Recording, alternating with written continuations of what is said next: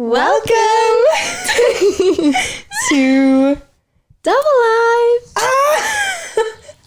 Episode uno. Episode 1. How many different languages can you say one in? French. That was Spanish, right? I think so, yeah. I think so. What's German? I did do German at Ein. school. Is it ein, zwei, drei? That's how it goes. Yeah, I saw you on that. What's Italian? I think Italian's also like uno. Just a bit more emphasis on the I was trying to think what Arabic was, but all I know is the letters. I don't know any Arabic. What's the numbers? I only know like the silhouette of the language. Like if someone was speaking it, I would know they were speaking Arabic. Yeah, I get what I that. mean. I can read it, but I can't speak it, and I don't know what I'm like. I How don't can know you what I'm read reading. it but you can't? I've learnt to read it, but I don't understand what I'm reading. It's quite strange. So fun. Yeah. That leads very nicely onto the fact that this podcast is called Double Life. Double life. And that's probably one of the ways in which both of us live like double lives, right? I don't know. There's so many different contexts where it fits our lives so well. Yeah. It's not just like, oh, you're one person at home and you're one person like outside. Yeah. We kind of operate two different careers. Yeah. What's like your first experience of realising that you're potentially living a double life? When I was a teenager and I knew I was a completely different person inside the house. Really? Versus like, not even just how I behaved with my friends, but what I actually did and aspired to do. The way I speak, for example, that's something that I've clocked onto more accurately recently. Do you still do that then? I still do it, Oh. but I definitely started doing it in my teen years. But literally things like my accent is different when I'm with... Is that because you moved around, or did you consciously adopt the accent of the people you're speaking to? I think it's a bit of both, because because I've moved around, I've got this weird international student accent, but I've also got, at home, I speak with like a slight Indian accent. Is that because do your parents have an Indian accent? Yeah, my mum has an Indian accent. So you're just kind of adapting. Yeah, to it's the like adapting to environment. them. But then when I'm outside of the house, I have this accent. But then if my mum calls me right now, I'll start speaking in Switch it. it. But I don't consciously do it. So it's really weird. I think you're just mirroring what you're hearing, maybe. Yeah. But then, yeah, I guess with your parents, because you're suddenly picking up the twang that they would have. Yeah. And it's like, okay, so now I'm like at home speaking to you. This is how you would understand me better. I don't know. But subconsciously. Maybe it's an element of that. It's like to be understood. Yeah. Or to fit in more at home. Or like emphasize that I've not changed. Do you think it was a part of that? Like, do you feel like you had to emphasize that because you were so different outside? I think so, probably subconsciously, like a little bit. What about you? What was your first experience of double lifing? To be honest, I feel like there were definitely points in time where it was like I was specifically told that I should be one person at home and one person outside, because I remember this was like really early on when I really wanted to like start wearing makeup and do these like girly things, or like just be a bit more like, I was 16, 17. It was the age to do that stuff. I would wear eyeliner and lipstick. I think that was like my starting thing. And when I started getting comfortable wearing it like outside, then I tried to wear it to like my grandma's house and push it a little bit. And Mum did not like that. I remember once she was like, you can do what you want or wear what you want when you're with your friends, but when you're with family, you'll wear what we want, basically. Yeah. And that was like a very defining moment of, I have to be something at home and then I can do what I want outside of the home. I'm not gonna lie, I can't believe you actually did that in front of your parents. What do you mean? Because I did the same thing with eyeliner.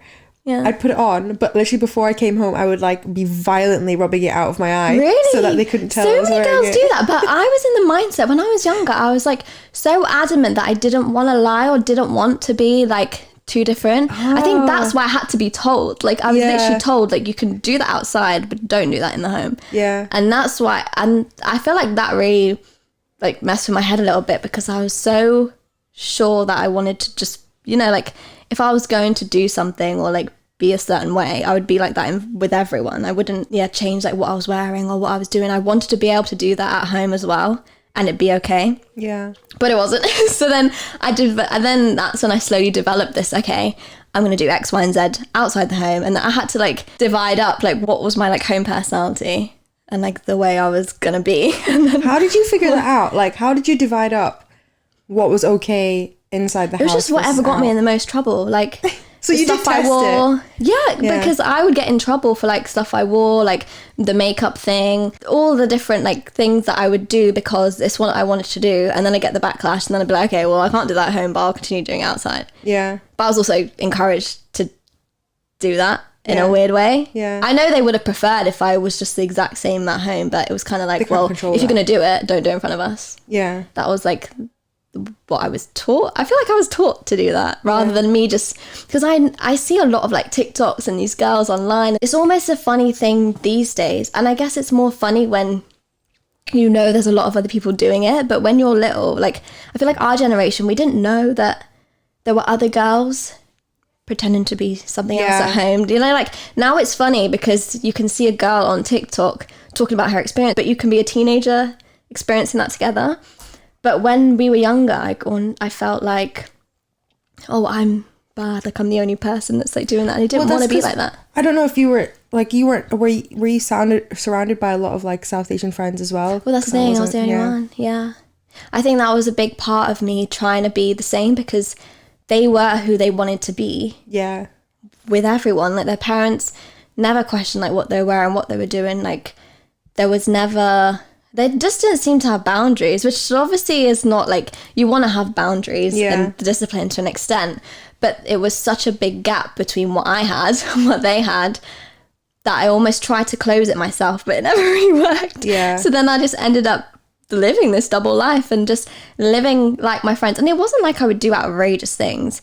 It would be little things like just like even my interests and things that I wanted to do. Yeah. It almost just became a thing that I didn't really talk about at home or That's it as well. Things like that. It's like, it's the thing where your parents, if you ask your parents what or who they thought you were when you were younger, it's probably nothing compared to who you actually were. I think that's also an element of it. So like you actually wearing different things, like wearing lipstick and eyeliner and dressing differently outside the house, but also not bringing that back into the home. You're like, people inside the home don't know that, and then you're ultimately just like, you're just a different person. And that's also the double life thing as well, because like I did the exact same thing. So like if I went out, like I wasn't allowed also an element of strictness in here as well, mixed with the boundaries. Oh, definitely, yeah. But I wasn't allowed to like go into the city centre like by myself, but I would just pretend that I was visiting someone or like going to someone's like house or something, but actually just go and like meet my friends and go shopping and stuff. So innocent, literally so innocent. But anyway, I would do that and I would come back and they would obviously think that I was doing something completely different. And that's also the element of like a double life. It's like you can't actually talk about what you're actually doing with your time. I would just, and I don't even know, like I wasn't doing bad things. Yeah. To be honest, I ended up getting myself in a lot of trouble because of that. And because I was almost scared to like see where the boundaries were to an extent, because I was the eldest. So all the like the strictest rules were on me. We're the guinea pigs. Yeah, literally. So any boundaries that were crossed, it was just such a huge drama that I'd crossed them compared to like my younger siblings. So I felt like there were some times where it was more of like an ask for forgiveness than permission type of thing. Oh yeah, that was it wasn't sometimes, it was like every single time. I kind of I started to ask for permission a lot, like, and when you keep getting the no's, then you turn into the I'm just going to do it and then I'll deal with the consequences later. But the consequences were big, like well, big at the time. It was emotionally draining consequences. And it's a struggle, but I think that does come down to a lot being like the oldest, because Oh yeah. I feel like they're More strict. Why are they so strict on it? Because I honestly feel like even, I don't know if this is just a South Asian thing, but even though my brother and I are quite close in age, there were elements, I think, but because he was a boy, that I was they were more strict with me. And it's not even like a protection thing. It's just like a girl should do this. And girls should behave a certain way. Girls should act a certain way, do things a certain way. And because you're not doing that, you're not a good girl. Whereas I felt like as a boy, he never had any kind of standard or like rule of, the rule was that, boys are cheeky, boys are like a bit naughty. So if you fall into that, then I feel like he fulfilled the boy's role quite well. But it's just annoying that I felt like a lot of the time growing up, I honestly felt like I wasn't really allowed to develop a personality because I had to be this like perfect project. Like I had to talk a certain way, I had to act a certain way, I had to like get certain grades, I had to like have this big career projection that everyone else wanted for me. There was never a second thought as to like, what did I want to be or what did I want to do? In that sense as well, when you grow up, you also start living a double life because you carry on going down the path that was like built for you, knowing, and I feel like we are like basically examples of that because with the socials, I don't know if you had always like had an interest in socials or doing that side of things, but maybe too scared to, or just had an interest in things other than your actual corporate career that you ended up going down. But I definitely did, even as like early as being a teenager, definitely being interested in media. There was never really like an option. It just wasn't presented as an option. So I feel like that also led me to continue into my adult life, continuing a double life, but just in a career sense rather than like I'm gonna act with my friends in one way and then act at home a different way. Now it's like I have two careers because one is actually my passion project and my interest and what I always wanted to do, and one was just to keep family happy and be that like financially secure person to like help others. I also think there's like elements of that double life, so like having that different personality outside of the house. It also, like, as you say, you carry that on to your adult life as well because it creates more chaos internally, like mentally. Like if you're never, even if you think you've got a personality or like a different personality outside of the house because of how strict your parents were, that personality is still just you trying to conform to your friends at the time because you're a teenager and you're young. And then you've got this different like personality when you're in the house. So when you're an adult, where does that take you? Like, because both still aren't real, even though the one that's outside of the house it's so confusing. Isn't real or like feels real. It's so confusing. And then that leads you to make choices like with socials that a kind of similar way, because I was too scared to do it, but pursued it eventually. But then even on socials, I was kind of like, I was hiding elements of my personality because I didn't know what was really me. Yeah, that's a good point, actually. I feel like you just don't get to explore like who you actually are because you're constantly trying to fit in boxes that you feel like you should be in. Yeah. And I feel like that creates so much, like, I feel like I was such a contradiction growing up because I was constantly trying to be like the super, like one second I was really confident, the next I was so introverted and I was so shy, I couldn't speak to people, and the next I was like public speaking and like I was totally fine with like speaking in front of crowds. Like it was like, that's just one example of how polar opposite I could be because I was always trying to just be what other people needed me to be. And I didn't really know what the truth was. Like, was I actually quite confident? Was I actually naturally shy? Because you do have these like natural tendencies. I didn't even know what mine was because I was constantly like swaying between, well, they want me to be this and they want me to be this and I feel like I should be this in this scenario. Yeah. So and it's so confusing. The common denominator in all of that is like none of those scenarios or none of those traits that you're adopting are like actually self-serving.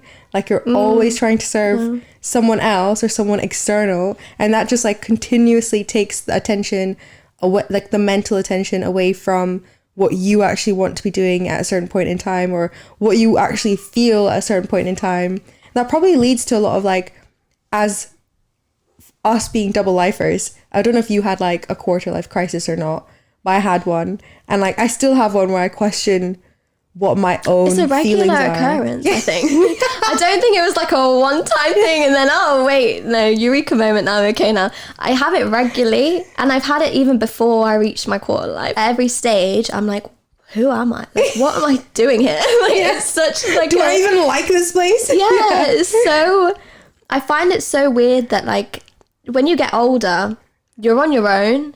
You spent your whole life like being told what to do. Like I remember quite clearly, because I was very much coached into like what to study, what to like the grades I needed, what my career was going to be, like what my personality should be, like how I should act. And then you kind of get to a certain age and then everyone kind of drops you and they're just like, oh, well, now you make your own decisions. Like, that's kind of how I felt, and that's kind of what I was told. I think I got to a certain age, and I'd then go to ask for the advice and be like, what should I do? Like, I don't know what to do. And they'd be like, it's up to you. And I'd be like, what do you mean it's up to me? Yeah. I don't know how to make my own decisions. Yeah. Like, I don't know how to do this. It wouldn't even have to be like a major thing, but it'd just be, I was so used to just following what I was being told. And I think that's why I have these, like, even now it's so hard to get out of the pattern of thinking, but what would other people think? And what would other people say about the decision I'm trying to make? And is it enough for me to just make a decision for myself and me to be happy with it? Because a lot of the time I feel like it's just selfish to like just make a decision based on your own, whether it's going to benefit you or not. I feel like that was quite embedded as well. So now when I make decisions, I'm like trying to go down a certain path or I think something would be good for me, I'm almost like, but do I do that? Do I not? Like, I really struggle with decision making. Yeah. And I think that is because of, it all stems back down to like not knowing who you are and what you actually like and what decision will actually be good for you, because what does good even mean? Yeah, I remember, so I was talking to my therapist and she was like, we want to find out like who you are at the core. And she was like, forget other people's expectations, what are your expectations of yourself? And in that moment a light bulb went off, because I was like, I don't have any. Yeah. Like, if I think about what I expect for myself, it's all rooted in what other people want for me or what other people expect of me. And I've just like taken that on. But if I think about, if I strip that all back and I don't think about anyone else's opinions, I don't even have an opinion.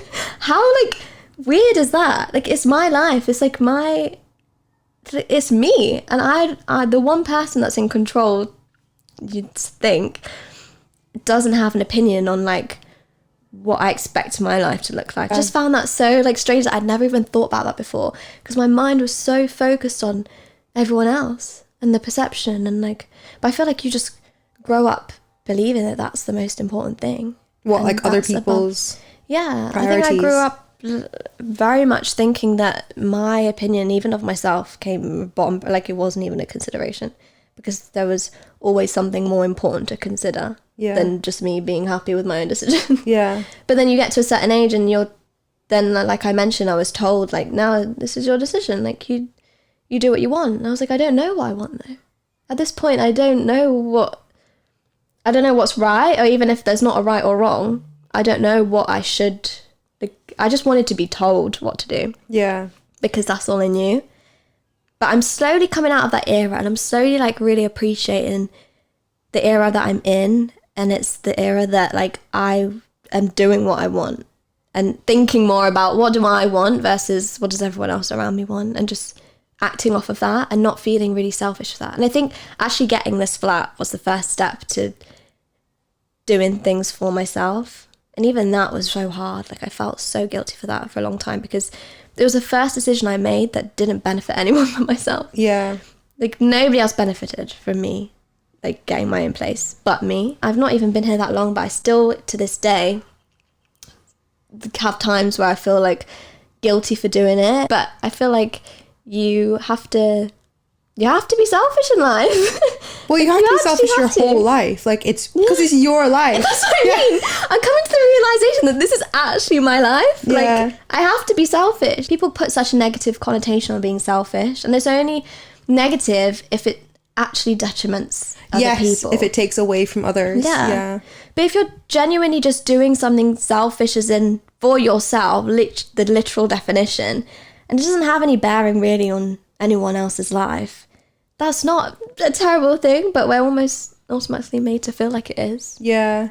Especially, I think, as older daughters as well. Because I think, like you say, you're almost told what to do. For me, I feel like you're kind of expected, you're treated like a child inside the house, but then like you have these adult expectations of you outside of the house. And it doesn't make any sense, because it's like all the training you've given me in childhood was like, you're not capable of doing this until you're married, you're not capable of doing this until XYZ, like there's all these milestones you need to hit before you can make a decision for yourself. But then as soon as you leave the house, it's like all these like bigger, grander expectations are put on you. And like you say, you just don't know how to handle that because you've not had that training inside the house because you're treated like a child one time and an adult another. I don't know, like how did you get past that guilt of like feeling selfish or like being selfish to get the flat? Like you said you spent years like thinking about it, but did you do anything like for yourself, or did you like have any conversations with anyone? How did you make that decision? Because I feel like it's a really big one as well. It is a big one. Do you know what? I feel like I was really... It just... Because like you said, I thought about it for a really long time. It was always something that I wanted to do. It was always my intention to like continue living out even after uni. But I think the experience of living away for uni and then having to come back to the usual routine of being a child in the house and being like someone else's responsibility, but then also trying to like live my adult life and navigate that almost motivated me, realizing I could cope on my own, realizing I'm like self-sufficient. Like there wasn't anything for me to really worry about. Like all the concerns that I had of like, I don't know, like you said, you almost get made to feel like you're incapable of looking after yourself.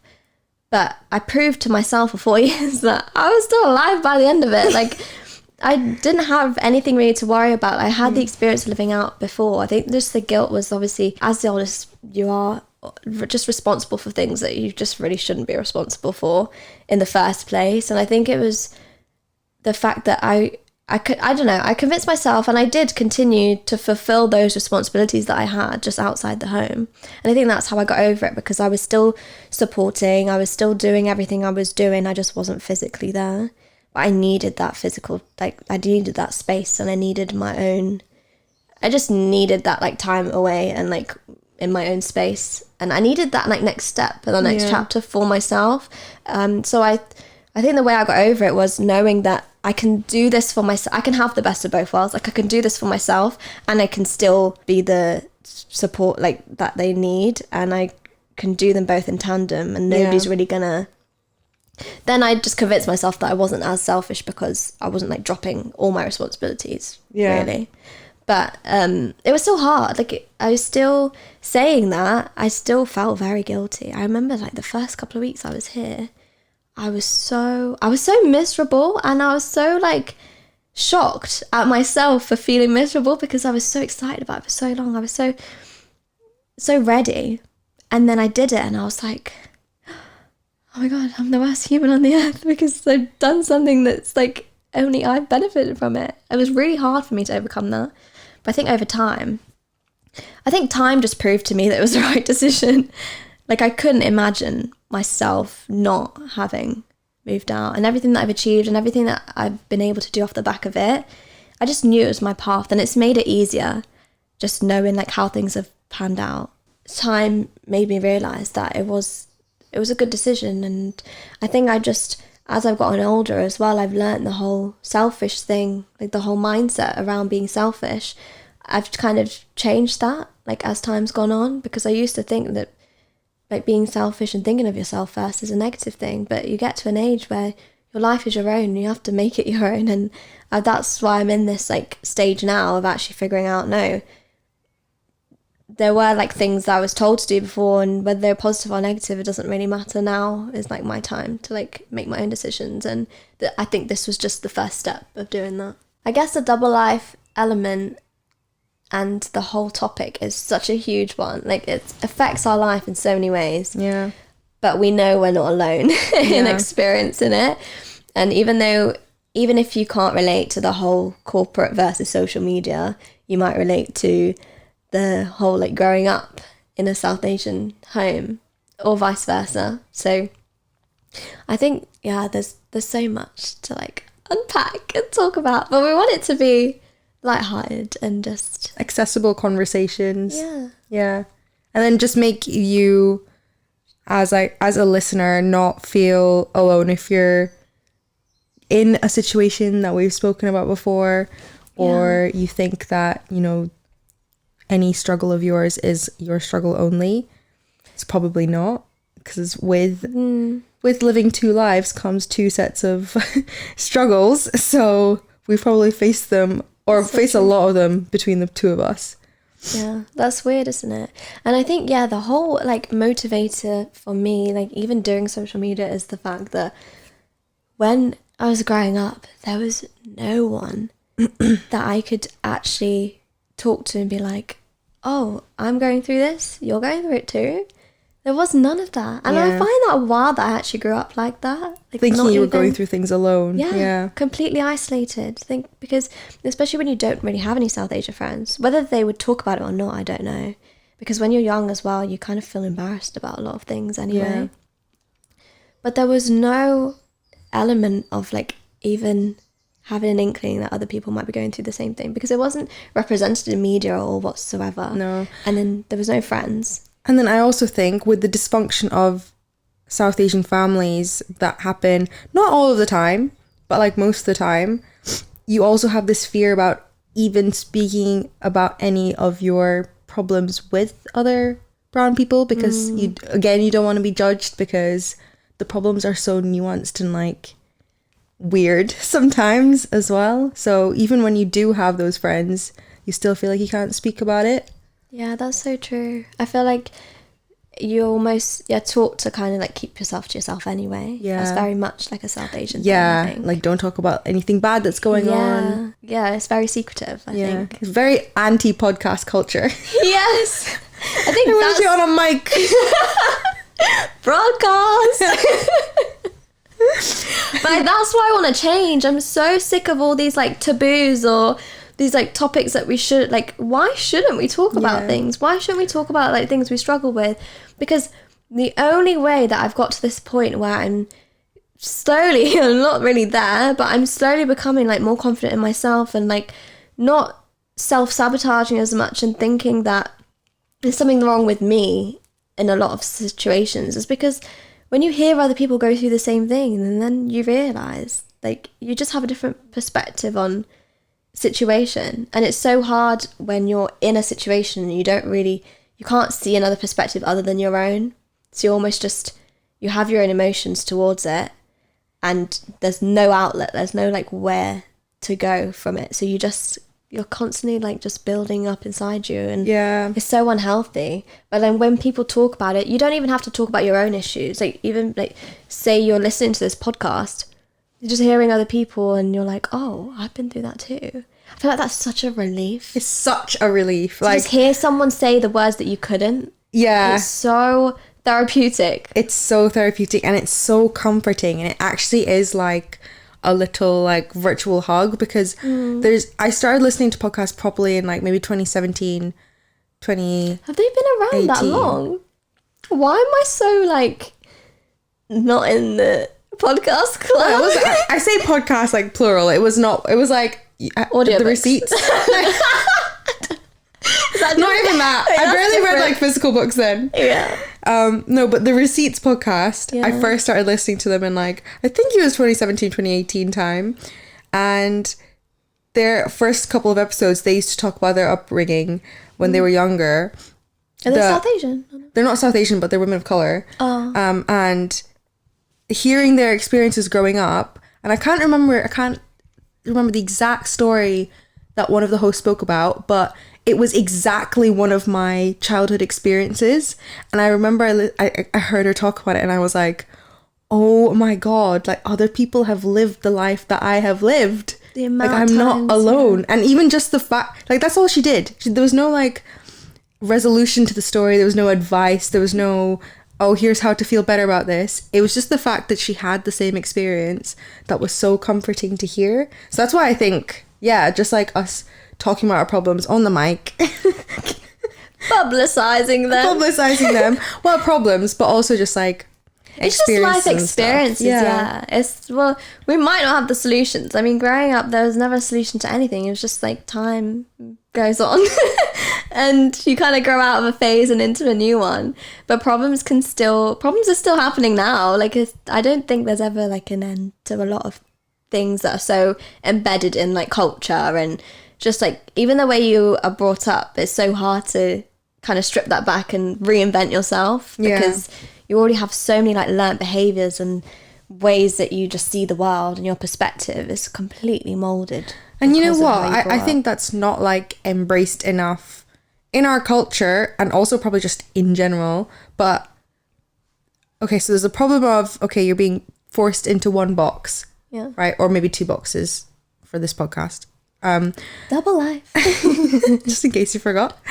But then there's also the problem of like, what if you change your mind about a box that you're in? If you've been in a box for 20 years and you actually change your mind about wanting to fit into a different box, that's actually completely fine. It's scary, though. It's scary. Yes, it's Very incredibly scary. Well, I guess it's only scary, again, if you're like more concerned about how other people are perceiving you to be in certain boxes. I think the fear comes from failure of like trying something new, and then yeah, you're right. Like people being like, "Well, should have stuck to what you knew then." Like, and then having that on top of you already feeling bad about yourself. Yeah. Are there any boxes that you've like put yourself in that you have maybe removed yourself from, or like, are you trying to change any boxes? Or is this boxes analogy getting a bit confusing? boxes. The amount of times you said that. I think there was a lot. I think it was just this like good girl, like never does no wrong, like this perfect the thing is, a perfect person does not exist. So me trying to attain that was always an impossible task. It was never a box I could tick, because you can't be perfect. And I think that's just something I really struggled with. It wasn't even that like I was stuck in a box and I couldn't get out. It was just like I could never meet the expectations that were put on me. To an extent, like I did meet a lot of them, like if we're talking career-wise, education-wise, if we're talking personality and just the way I am as a human being, the expectations put on me, I could never fulfill them all. So it was almost like I was being forced in a box that I didn't fit in, because nobody fits in a perfect shaped box. Like it's just not possible. So I think that's more of what I struggled with, and to an extent though as well, like with the career stuff, like I was going down the corporate career path. It wasn't what I wanted to do realistically, but it also wasn't something I was opposed to, so I can't even be like it was a box that I was forced into, because I also felt like, I don't know, I was convinced that I needed that financial security. That was the right thing to do, and so I convinced myself that that was what I wanted to. And it was only till I got older and I started experimenting, and then when you see other girls, like really young girls who have actually gone for what they wanted and made it so successful, like even when it comes to like social media, and I'm like, could have been me.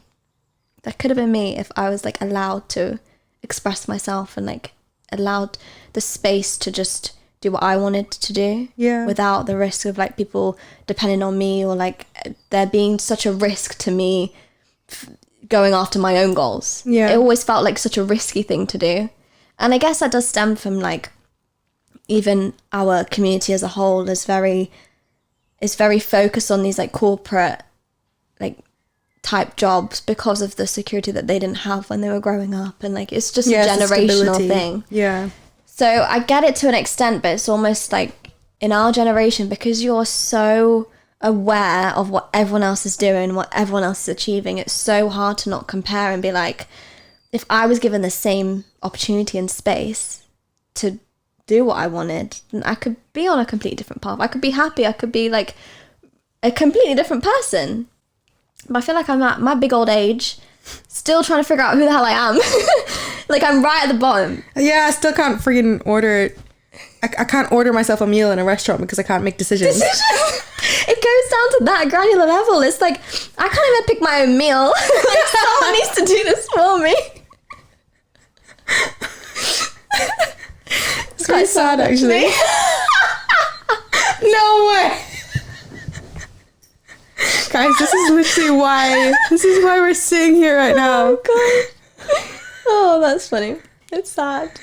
Very sad. But I like to think that there will come a time I can pick the meal in an instant, and I can also make other bigger, more important decisions. Feeling I think it's just a confidence issue in that I can make decisions. If it's the wrong decision, I don't want to be told like that, I told you so, or you just feel like you know yourself that you failed and you already feel rubbish, and then you'll have all the barrage of everyone that told you to do the opposite thing. That will also, there won't be support there. There'll be a lot of critique. Yeah. I think that probably leads to very like low self-esteem, and low self-confidence within like if what one of the boxes we're both in is like eldest daughter box, right? And I think that's a box that comes with, maybe starts off with low self-esteem and low self-confidence, because I think of this like highly critical attitude we have to ourselves and the decisions we make, and because of the responsibilities, I think we've probably like 80-20 have come from our own mind, and 20% is probably kind of like insinuated from like our external environment in terms of all these responsibilities that we have. I know what you mean. I think it's almost, you have all these responsibilities placed on you, and it might not even be directly, it's just implied that you should do this at X, Y, and Z because you're the oldest, and especially being like the older sibling, it's like, well, you're more capable than your younger siblings because they're of younger age. Yeah. And then you also internalize that, and then you carry on feeling like you have the weight of everyone on your shoulders. Yeah. Because that's just what's ingrained at that point. Yeah. And that's what makes decisions feel a lot heavier They're more than risky. they need to be. Yeah. And that's why I struggle to make decisions. Like if I go back to the restaurant example, I struggle with the fact that if I don't pick the right thing, then I've ruined my whole day, and also I've ruined my like spending on something that could have been better. It becomes really catastrophic. It sounds so like nonsensical, because the future is literally not even real, and all of our stress and energy is going into it. That's so true. And the stress and energy that's going into what's not real, i.e. the future, is taking away from what is real, i.e. the now. Yeah, and just ruining it. And ruining it, yeah. Yeah, you're so right, actually. Like, we just don't know what's going to happen. But I think that is the fear. It's like, it's the control of, like, not being out of control of it. Yeah. And feeling like you need to be in control of it. And you kind of do feel like you're in control a bit, because the decisions you make now create your future in a way. But it is wild that you spend so much of your present time worrying about certain decisions and stuff. And to be honest, 9 times out of 10, if you make the wrong decision, you can correct it. Yeah. Like, it's not the end of the world. But I feel like we're just programmed to feel like it is the end of the world. Yeah. Have you heard of like rejection therapy? No. I think it's called rejection therapy. I don't know where it came from and who like thought of it, but it's this thing where in order to feel more confident and like in order to care less about other people, that's probably one of the goals. There's probably other like more important, more philosophical things related to it. Mm-hmm. But you basically go out and like people like lay down on a yoga mat in the middle of the city center and just like lay there, because you'd be getting looks from everyone because you're just laying on a yoga mat in the middle of a city center. Mm-hmm. Or like you go into McDonald's and you just order something that's just wildly not on the menu. Or you ask, so they can say no to you. Yeah, you basically like invite rejection, but in really public ways. That's so weird. And I was thinking about that, but in terms of making decisions really quickly that don't matter for people like us. Like going to a restaurant and just ordering anything. Anything, yeah. What's the worst that can happen? Nothing. Nothing's the worst, unless I do get really sad when I don't like my meal, though, I can't lie. Yeah. I think. Well, I'm not saying order something you don't like. But if it's something new, I might not like it. New is a risk. Yeah. But I think that's the kind of risk I'm okay with. I think the risk of like ruining our lives. It. Yeah. Moving on with my life. Yeah. Like that. So we can do that more often. Like tomorrow, when we make lunch and dinner, we decide super quick what we're gonna do. Yeah. I feel like I did quite well today. I was like, noodles. Oh yeah, you were really. Yeah, I was like, I'll take it. That's the only thing I had, though. I can't lie. There was no other option. Well, that's like easy. That's like no risk. Yeah. It was yummy though. I'm glad you liked it. See, I can cook. I've never thought you couldn't cook. I don't know. I think I tell people I can't cook because I don't like it. So you're setting the expectations low. Yeah. You know, there's a lot of things about like a typical, even though I wasn't even brought up like a typical thirsty girl that's gonna like do all the cooking and cleaning and be a housewife. I wasn't brought up like that, but I was still expected to do it more than my brother because he's a boy. How could he like be in the kitchen and Yeah. like get the Hoover out? So I'd just make such a point of the fact that I couldn't do those things. Like, Is it come and bit you in the butt now? not really, because I know I can cook if I wanted to, but I actually really dislike it, and I don't know if I dislike it so much because of how it was expected of me, but not. Yeah. I spent a lot of my like growing up comparing treatment because we were so close in age. I was like, one rule here, one rule there, like that's not fair, and I had a lot of like anger towards that. But I think stuff like cooking and cleaning, it just seems like anyone should be able to lift a finger and do that. Anyone able-bodied, they have no excuse. Yeah. And it was also frustrating that I was still pushed to do the career and the education and like be this independent like career girl, but still had to do all that. Yeah. Make it make sense. That doesn't make any sense. Yeah. That was frustrating. I think coupled with the fact that your brother is like younger as well, that probably doesn't help in terms of like the expectations on him versus the expectations on you. Yeah. I always wonder why, like, if I hadn't been the oldest, but I was still the oldest girl, would that have made a difference in like expectations? And because the eldest sibling, then I don't have that title, and that I'm not the guinea pig. I'm not the one that has to have the strictest rules. Yeah. But then I feel like a lot of the rules are because I'm a girl as well. I think so. I think there are more expectations on a girl or woman. But then I have a friend, and he's like the eldest, but his brother is also younger. Well, obviously. And Really? and the younger brother gets babied so much, like in terms of they're not expected to do much, or they get away with more as well, and there's more responsibilities on the older one. So I think it's a bit of both. Yeah. But it is annoying. I think I picked up cooking because I just love Food. Yeah, I love food, and I find cooking really therapeutic. Really? And like meditative. I find it the opposite. I get so annoyed by cooking. I don't know if it's just in me to be annoyed. Like, it's just not. Well, if you've always associated cooking with this thing that you don't like, I think that would be hard to overcome. Maybe like one day if you're in like a really, really nice kitchen and I think that's nice music probably on. will be really motivating, yeah. Yeah. Because I always imagine myself like, I want to eat good food. I like food. But I just don't want to be the one to cook it. Yeah, you want to be served it. Yeah. Yeah. Maybe it's just a high maintenance thing. Yeah, maybe. Because I do go into phases of like, I'll sometimes get my partner to like make everything for me, and I don't want to set foot in the kitchen. Yeah. And then I'll go through other phases where I'm like, I need 10,000 ingredients. I want to be left alone for 2 hours with my favorite TV show, and to just like be I bet mesmerized he's in the glad process. that you have, like, you switch it up, because I can imagine if you were just constantly do Princess. it all for me.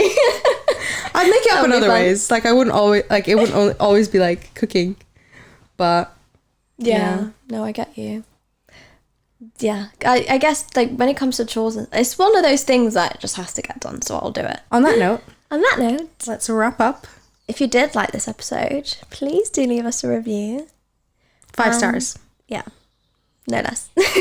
Or if there are less, please tell us why. Yeah. And how we can improve, because we want this podcast to be the best podcast you've ever listened to, but also we want it to be helpful. We want it to be easy to listen to and actually add value to your life as well. So if you leave us a review and you have some helpful suggestions as to what we can do better or what we are already doing very well, please do that.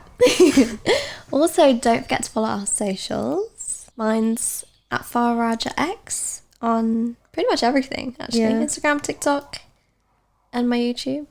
What's your stuff?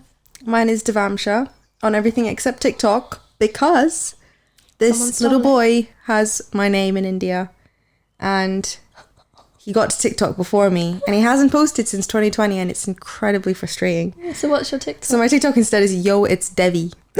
Is it? Yo, That's it's a big Debbie. difference. I Yeah. thought it'd be like Devamsha 1. I could never. I don't want a number. True. But yeah, that's us, and I guess we'll see you next week. Bye. Bye.